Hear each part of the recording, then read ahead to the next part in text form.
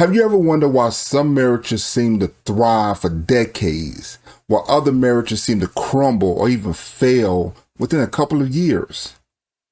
I mean, you ever wonder why some marriages last for a lifetime and some marriages barely last for a month? We're going to talk about that and much more here on this episode of Couples Pursuit. Couples Pursuit.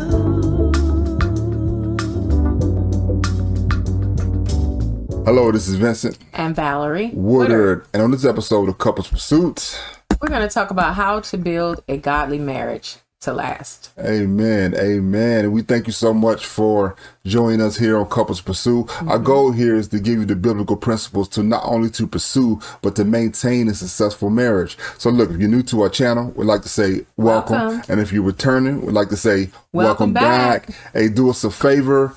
Hit that like button, hit that share button, and share this video with someone you think might be interested, someone that you know. So, babe, this topic is a deep one. A deep one. Look, what's your thoughts? About how to build a godly marriage? How to build a godly marriage, yeah. Well, and why should we know how to build one from the onset?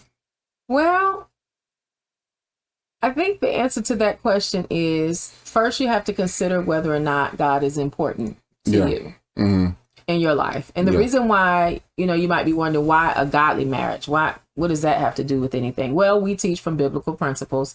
And so, of course, this platform is built on godly principles, but not everyone who gets married realizes or agrees with the fact that marriage is God's idea, that it's his institution.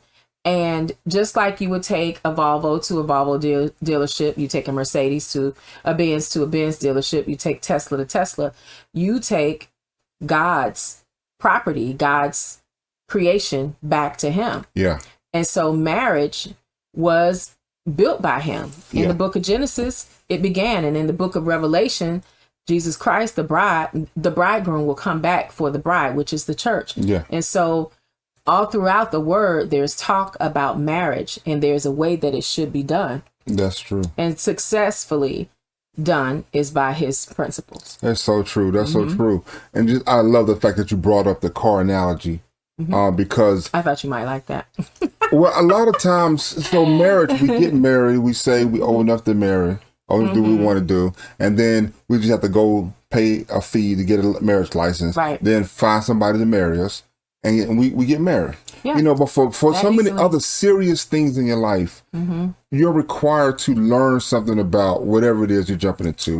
For a driver's license, you require to go through driver's ed and driving test, and then show somebody that you can do it. Well, that's a driving test. And even with your job, you have to go for an interview. If it's for a weapon, you have to go through a class. If it was a specialized job, you might have to get some certification or training.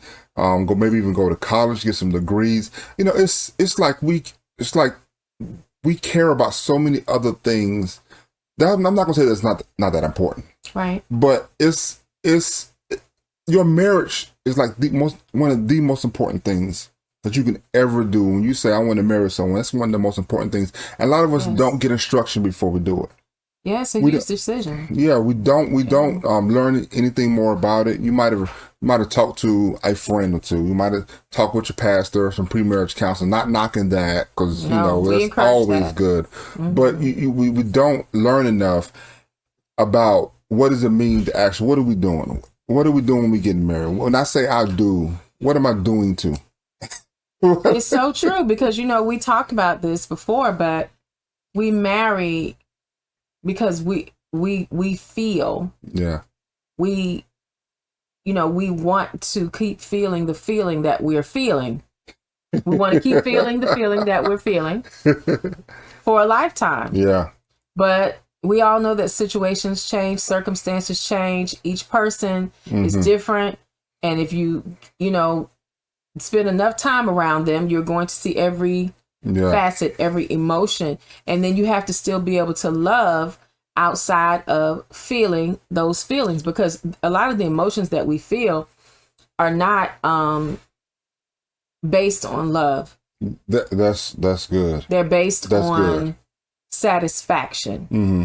And love is different from satisfaction, because love endures when you're not satisfied. Mm-hmm. Love endures when you're not pleased, when you're not happy, when you're not, having your way, when you can't, even if you want to, when you can't do the things that would make the other person happy, or vice versa. Love endures all of that. That is good. That is so good. That is so good, because I titled, my thumbnail for this video was why most marriages fail. Mm-hmm. And, you hear the stats, 50% of marriages fail.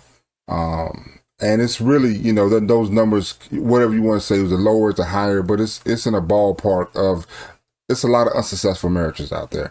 And then the people that stay married, the percentage is sometimes higher for unhappy marriages. Yes. Like it's just so many things that go into the fact that, we can use work, we can use help. And that's why we started Couples Pursuit, because we were those people that say we need help, we needed help.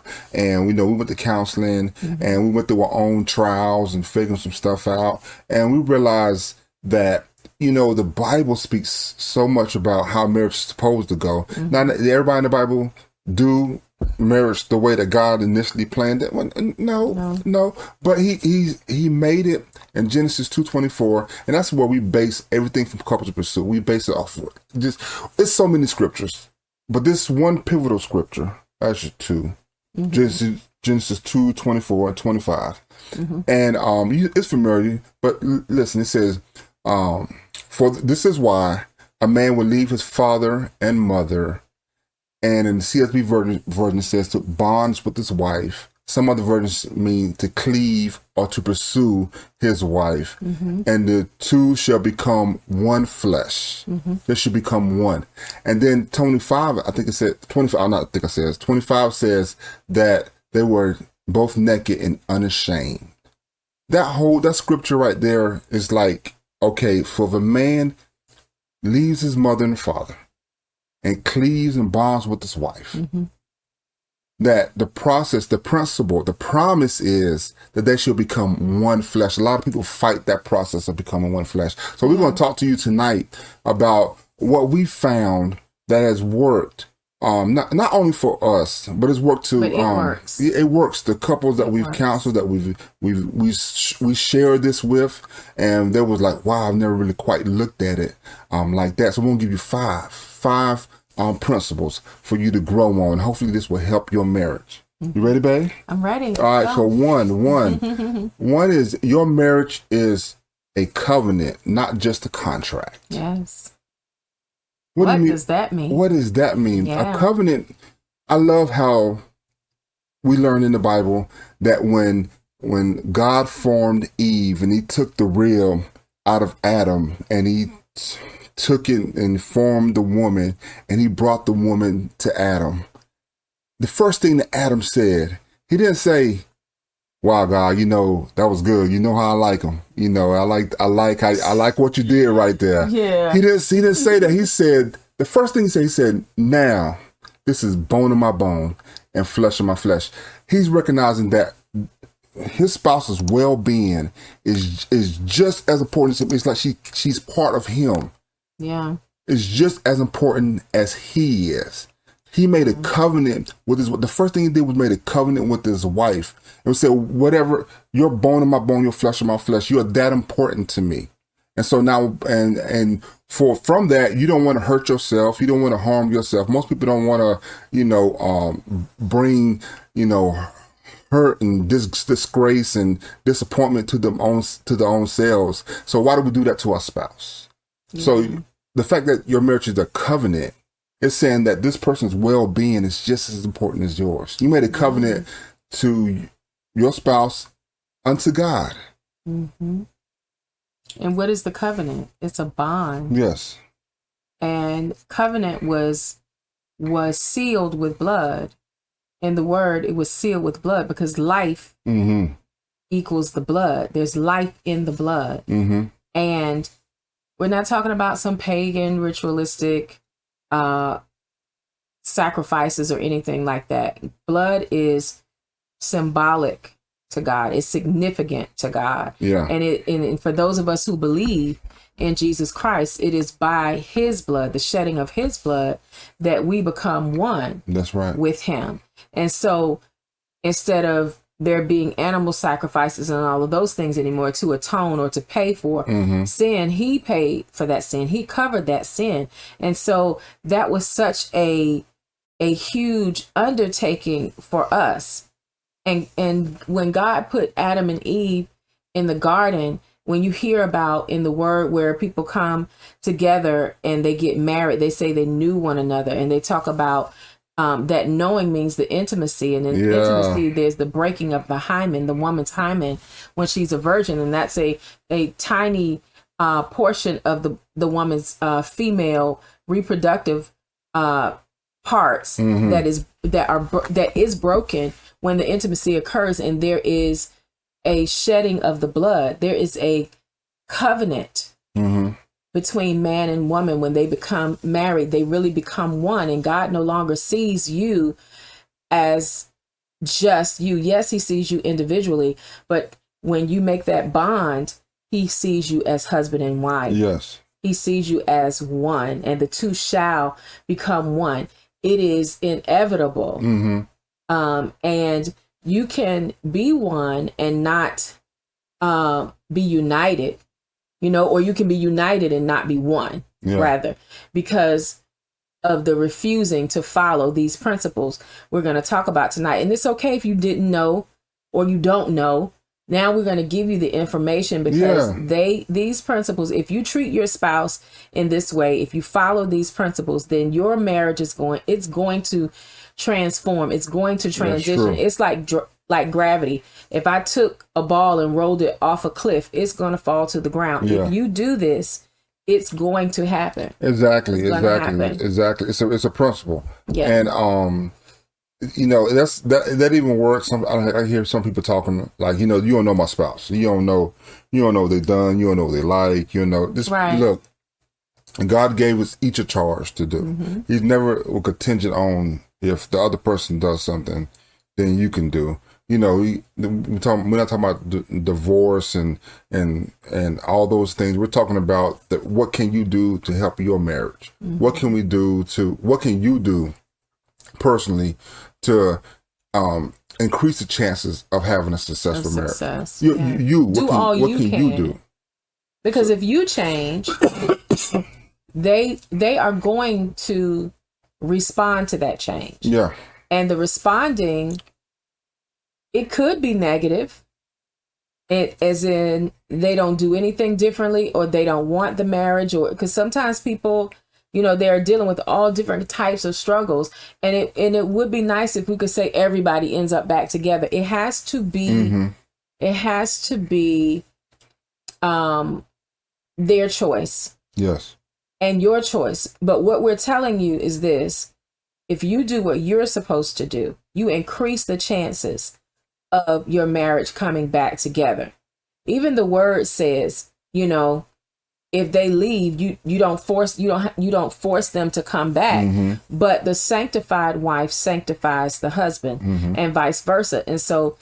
And sanctifying just means setting apart. So what we want to encourage you to set yourself apart from the way people normally do things. That's true. And that normal is the contract. In the beginning, he said, your marriage is a covenant, not a contract. A contract is you do your part, then I'll do my part. Yep, 50-50. In a covenant, I'll do my part until death do us part. That's exactly right. Yeah. Exactly. And that leads us to, number two. Our second principle is to commit to weathering the storm together. Like do your part. I'm committed. I'm here. It's when we say the marriage vows, they went something like this. So I, whatever your name is, take so-and-so, whatever the spouse's name is. And you said these words, for better or for worse, for richer or for poorer, and in sickness and in health. You probably said a couple of other things. Love and to cherish. Love and to cherish from now to this day forward. So God help me. Some in that phrase right there. But the commitment is addressing that for better or for worse. Because you said I. Yeah. It's just like you was in the courtroom. You was like, I. this is what I pledge, or this is what all of my will, my ability is that I take this person for better, to go through. I agree to go through for better or for worse. That's the committing to weathering the storm together. And is it easy? It's a storm. No. It gets rocky. It gets tumultuous. It gets all those things. Sometimes you wouldn't be like, whoa, I don't know if we're going to make it. Yeah. But what I'm saying right now, before the storm comes, that you commit to weathering the storms. Like, actually think about, you know what? We went through some bad times. We're in a nice, calm sea area right now, but there could be some storms ahead. Are you committed? Mm-hmm. That's our first principle too. It is, and you would think that commitment comes before the covenant, like you commit to each other and then you get married. Well, you are engaged, or you're betrothed, or you become fiancés, and you make, the promise. We want to get married. Mm-hmm. Some people do a promise ring. That's like, it's a down payment on, I want to get married someday. I want to work towards this, right? It's not the wedding ring, but you're heading in that direction. Mm-hmm. But you would be surprised how many times people find out they're not committed after they get married. After the fact. When everything that was said during the vows, when the things that were brought up during counseling, they're really faced with. The problem is they never thought they would be faced with it. They thought, oh, well, we just say the words. This is what you do when you get married. We're happy. Let's just do it. Okay. Yes. Yeah. All of that. I agree. I'll do it. Love and to cherish, honor and obey, all those things. I got you. Yeah, we got it. We went through honeymoon. Let's go to the. We went through that time that we didn't agree on the Netflix show, and we had a disagreement. Yeah, we good. We talked about it. Went past it. Yeah, we're ready. And then what happens when sickness comes? What happens when finances are low? What happens when one spouse's job closes down, or if someone's unhealed brokenness comes up, and it will come up. The more you spend time together, when you argue, you're not really arguing about, most of the time what you're arguing about how you feel about it. And how you feel about what's happened is because of what has happened to each of you individually in the past, and it may make one feel disrespected. It might cause one to feel afraid or uncertain, and then defense mode goes on. Then you start putting on armor, and you push away from each other instead of being committed. And when you're committed, you draw close. You draw close to one another, and that leads to number 3 is communicate with honesty and grace. Yeah. And what do you mean by that? Well, some people say we don't never talk, or he don't never talk to me. Well, we talk. I believe y'all talk to one either. Y'all communicate, but y'all don't communicate to each other effectively. Yeah. You don't communicate with honesty and grace. Sometimes we can communicate out of disdain or anger, being passive aggressive, or criticizing each other. I mean, you're talking, but you're not talking to edify the other person. We're talking either to snap back, or we're talking either to get somebody to be quiet. And that was my MO. It's like I don't like to talk about my feelings, and my wife would like to know how I'm feeling. Sometimes I just don't know. So there lies, I don't want to talk. And we went through this whole cycle of me just want to shut down. And my wife was like, I know enough about marriage to know that if you don't talk about your feelings, that can't be good. It's going to be a problem. It's going to be a problem. Yeah. And so I had to learn. And I had to learn. I'm not saying I came back a week later. No, I had to learn. It took time to communicate with honesty and grace. It was a baby. It was hard for me at first, because I was thinking people are like this. This is how people are. People don't talk to each other about mushy stuff when they're feeling low and frustrated and upset. And that's just how people do. They read the paper, and they just leave the house when they're gone, might say bye. I see that on TV. That's how they do. Yeah, you just kind of like a turtle. You go into your shell. I'm still here with you, but I'm in my feelings. Yeah. And we've come to use that as an excuse. Well, I'm just in my feelings. Well, get out. Get out your feelings. Get out of your feelings. And how do you do that? You express it. Just think about a little child. You know, if they're pouting or they're crying, what's wrong? What's wrong? What's wrong? You want to find out what's wrong with them.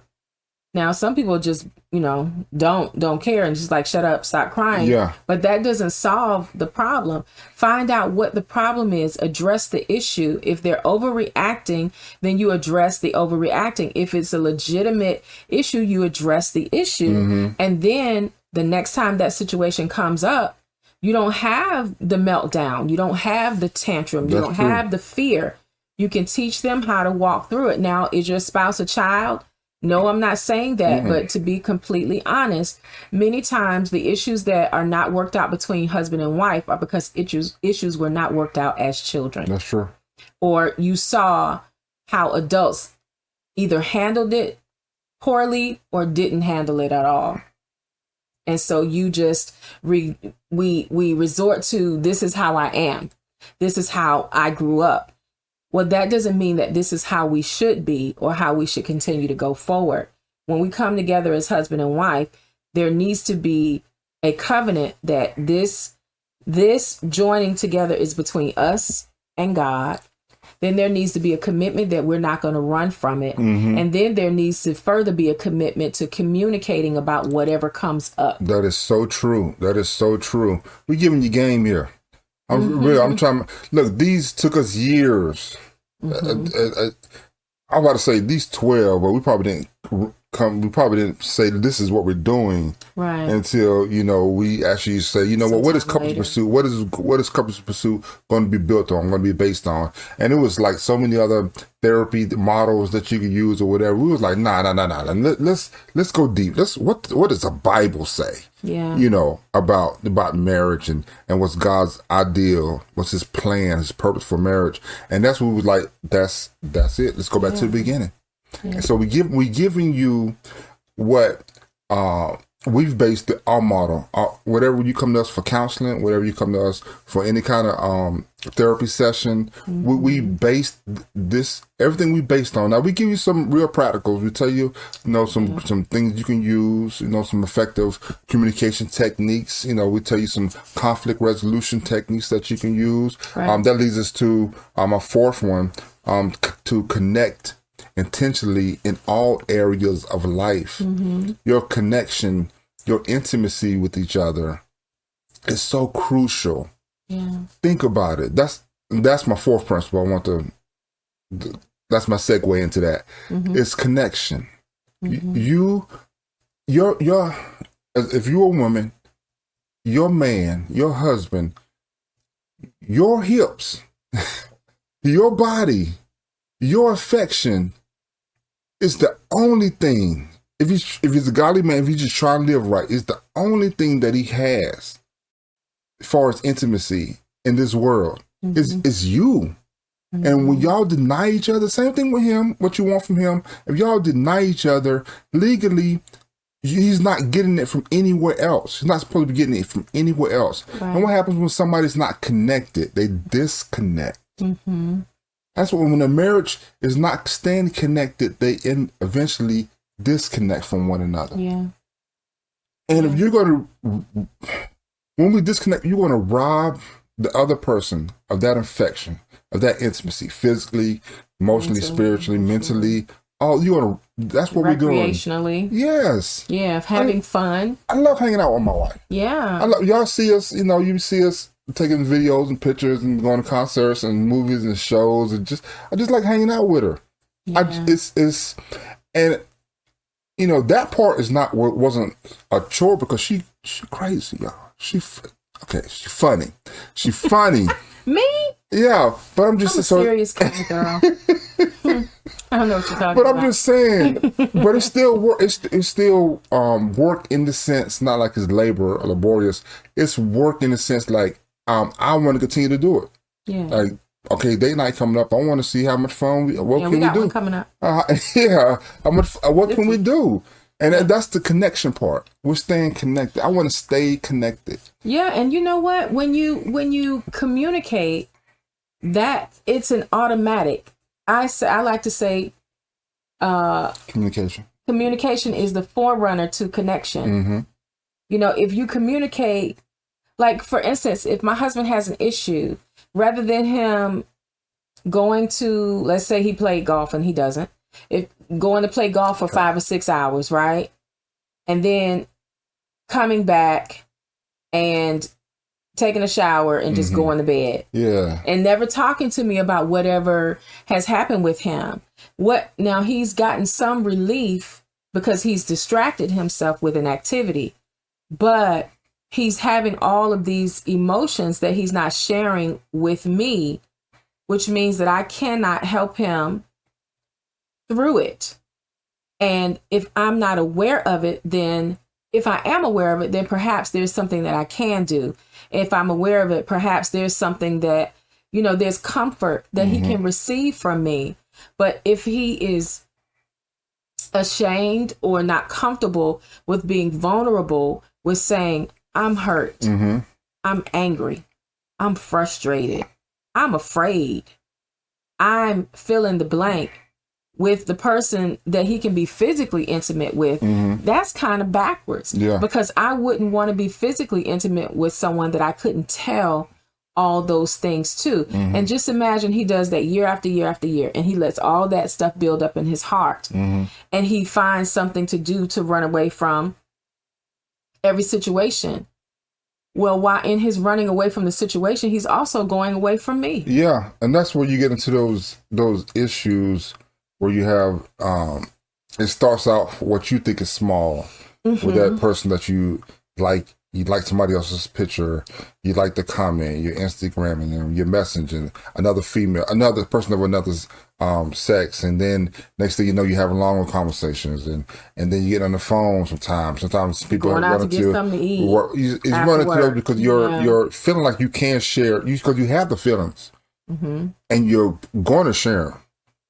Whether you share them, you know, externally, like you might go play golf 5 hours, or you go sneak off and do lunch with somebody you know your wife wouldn't approve of, you know your spouse wouldn't approve of. The work wives and work husband situations, you know, it's like they're initially instinctively want to connect with people. Right. And not everybody wants to have a big circle around them, but people do not want to feel like they're alone in this world. That's what I'm saying. Yeah.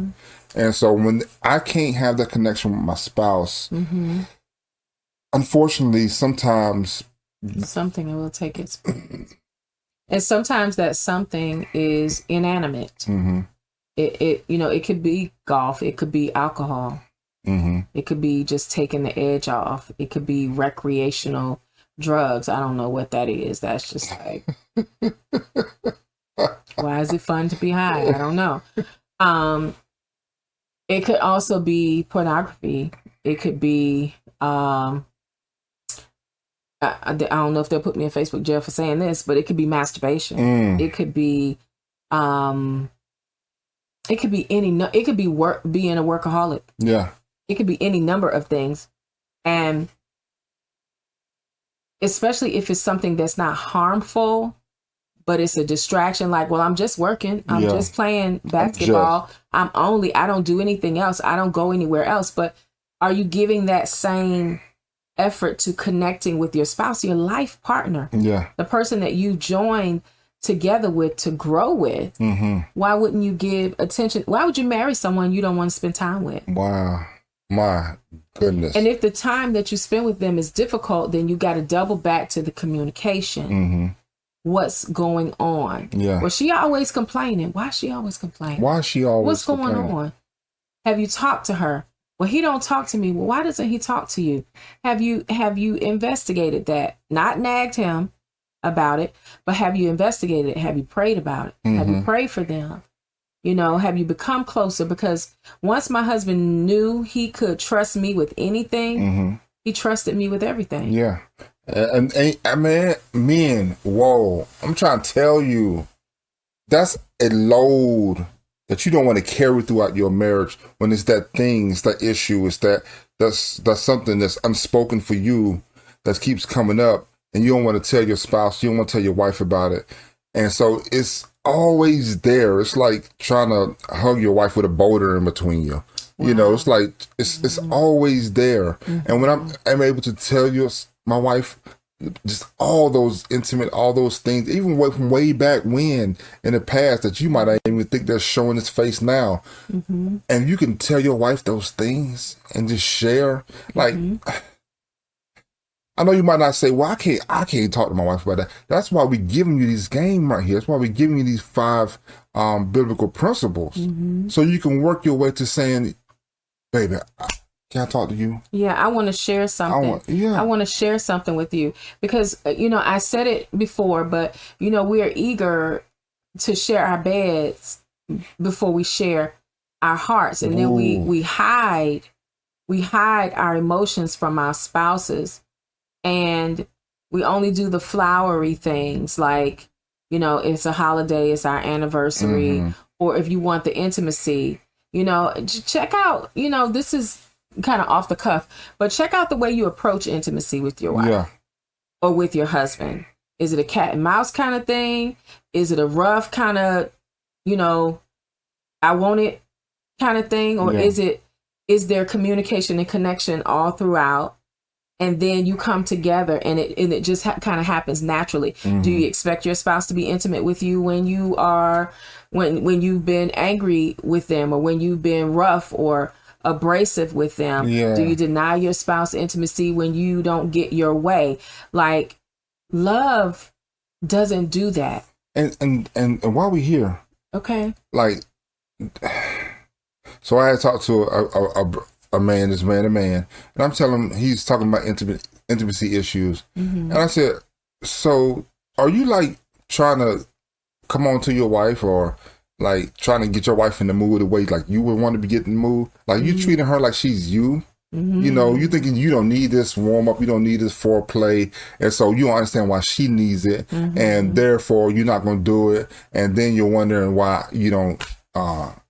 Why she doesn't want to? Why she don't want to? Yeah, because it's like you maybe heard the 5 love languages, like you understand the way people talk. Well, I guess I'm thinking it's probably should be some 5 love making and getting in the mood language. Yeah. Because 5 approaches to love making or more. I mean, it could be many, but yeah, you. I mean, it's like men love their. I used a automotive analogy before, but women like cars, but men tend to love cars, the motor, the sound of it. They talk about the cylinders and all these things, the speeds, and if it's automatic or it's what's the other one? Automatic or manual. They talk about those different things. And if you have a really nice car, if a man who loves his car, he is out there rubbing that car down, he's putting that turtle wax on there, or taking it through the car wash every now and then. He's not cranking it up and then just pulling out the driveway. He's gentle with that thing. Men name their cars, women with female names. I know a friend now, he's like on Facebook. Hey, Will. He was on Facebook like, I got a new car. What should I name her? It was like Ruby or something else. Yeah. And everybody, I voted for Ruby. But named after a woman because it draws an emotion from them. Yeah. It draws something. And most of the time, unless it's a motorcycle, men tend to, think of motorcycles as an extension of themselves sometimes. But the car, it's like the gentleness, the way you treat that car, the way you wax that car and rub that car down and wash her and do all these different things. Do that with your wife. Bam. And if she's not emotional and she doesn't want all that, do what she likes. Whatever she likes. We just help somebody. Baby. Don't just jump right into it because it takes time for us to warm up.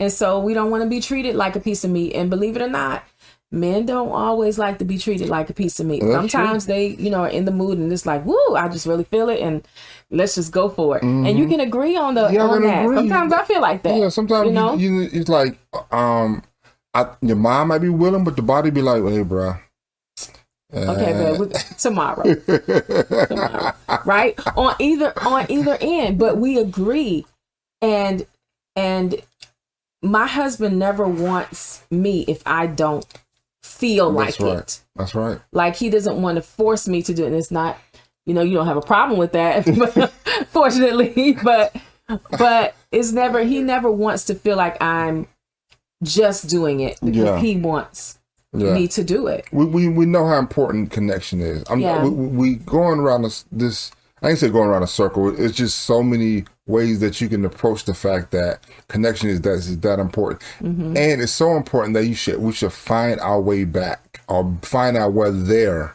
not just leave off the trail and go somewhere else, because it should be where we live. It should always be staying connected. And we can go so much more. We could talk about some other ways that you can learn about connection. But I want to get to our fifth one. Our fifth one is so when all things are working or not working, one of the things that you can address is to calibrate your marriage regularly. That's number 5, is to calibrate your marriage regularly. So we're saying all of this, and now in your mind, hopefully you're saying, okay, this is where I think I want to see my marriage. This is where I want my marriage to go. This is the way I want my marriage to be based on covenant. I want my marriage to be based on a commitment, a trust factor with each other, staying connected for better or for worse. I want our marriage to have effective communication, to always being able to communicate with each other with honesty and grace. I want to stay connected. I know my body might not always be willing, but I still want to stay connected. And if it's some doctor, I can go to the doctor and find out if there are other ways that we can help each other. I know connection is important. I hear you, Vince. So now you see where you want your marriage to be. Now we want to calibrate. Calibrate is like adjusting the car analogy, sticking with that, is when your car is the tune up, or is out of line, or all those things. When something is not working right, you get it adjusted. Same thing with your marriage. Is to keep your marriage calibrated. This is where we want to go. So when things happen, like now we're not speaking to each other for weeks or months, and now we're just we never got over getting upset about things. Now we're just leaving out the door without speaking to each other. Now we're not touching. We're not even looking each other in the eye. Now we don't even go to church together. Now we don't even go out to get. It's like, hold on, we're out of spec. We're out of tolerance. Yep, we're out of alignment. Baby, I think we need to have a conversation. So we need to calibrate because I think we both agree that this is not where we want our marriage to go. And don't just become satisfied with it's just the way it is. We live right like roommates. She do her and I do me. I saw someone like on the street in one of these videos on one of the social media platforms, and they asked the woman how long she had been married, and she said 38 years, and she was like, and they were asking her if she was happily married. She said yes, and it's like, what makes a happy marriage? And she said living in separate homes. They live in 2 different houses. They have decided to not be connected in that way, and she's like encouraging, this is the best thing. It is not. I think, and if I'm thinking about the same one, they eventually got an apartment together, or no, that was it. Okay, no, it was just the woman, and she was kind of caught off guard, about being happily married, and it was like, happy because they live in separate homes, and it's like they've just resolved not to resolve. So we just basically, one of these 5 right here, the one that we couldn't address, or we didn't see a resolution to, we just dropped that one out, basically, because that's what happens in a marriage, is that like commitment, we can't commit to each other, so we're gonna bring in the third person, right? Well, I'm just live by myself since I can't make myself. I'm not committed to communicating with you. And staying connected with you. So I'm going to go over here. You do you, I'll do me. And then we'll get together when we want to. Well, y'all could have stayed unmarried to do that. All problems, and what we figured out when we counsel people, are basically symptoms of one of these 5, these roots not really being addressed. It's like when we saying it, when marriage, as God designed it, we're not following God's design for marriage. That's when we see it get out of whack. it takes a turn, and you're like, wow. You might think it's easier for you, but is it actually really working? Is it actually really you imagine when you said I do? Absolutely. Like, is that what you were thinking? Living in separate, I mean, I've seen couples that sleep in separate bedrooms, and sometimes they do that for medical reasons, because one person might have sleep apnea, or they have a disability or something where it's just more comfortable for them. But I think when you get to the point that you're living in two separate homes, there is a blaring red flag. I think that something is wrong.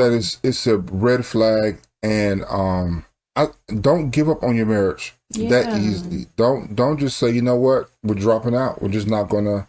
We're not even talk about it. We're not gonna calibrate. We're not even gonna try to get this back in the road.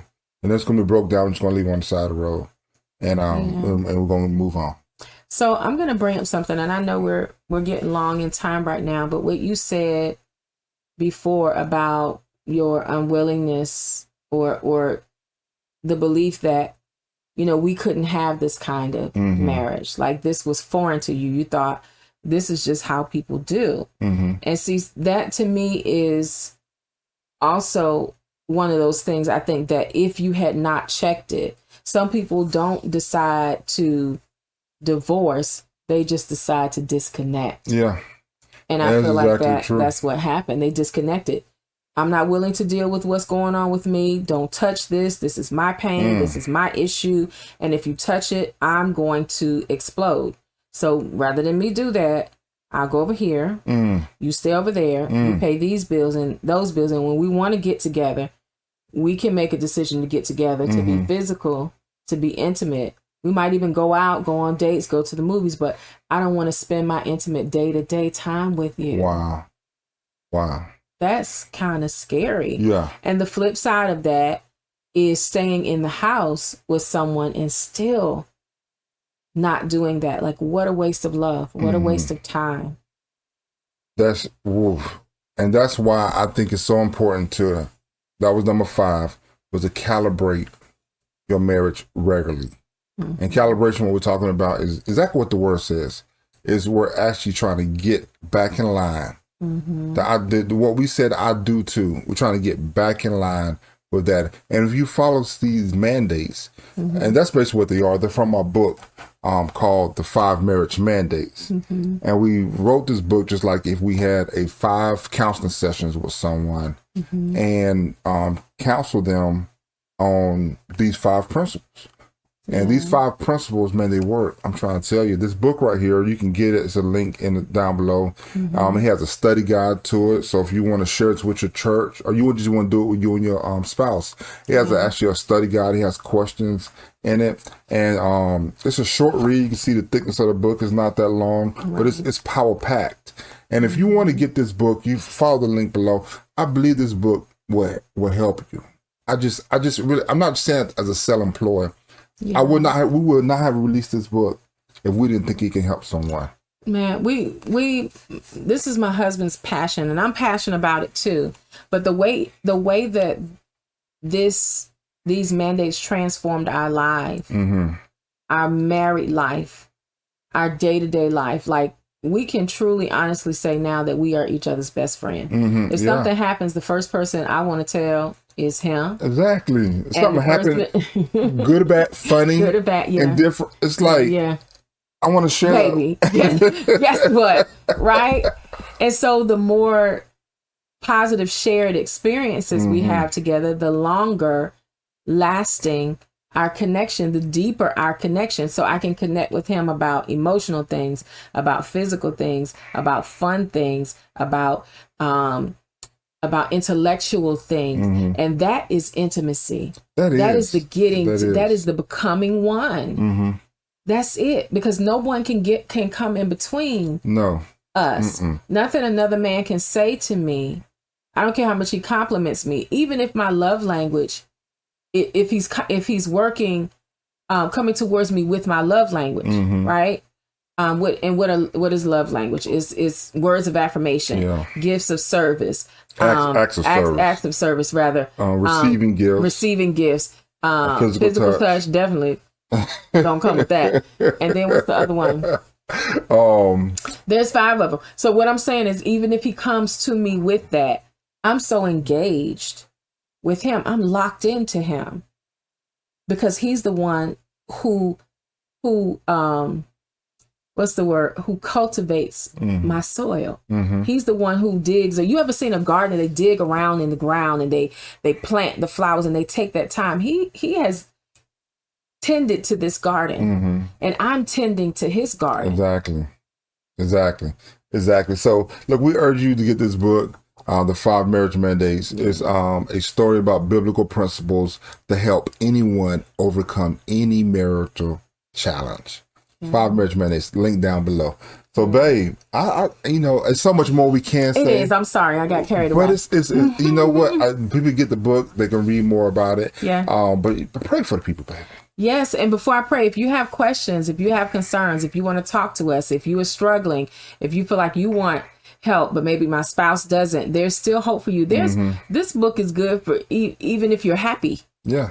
Even if you're happy in your marriage, it can help you increase, your intimacy. It can help you. Maybe you don't know about maybe you don't know how to label those things. Maybe you're strong in one area and not in another.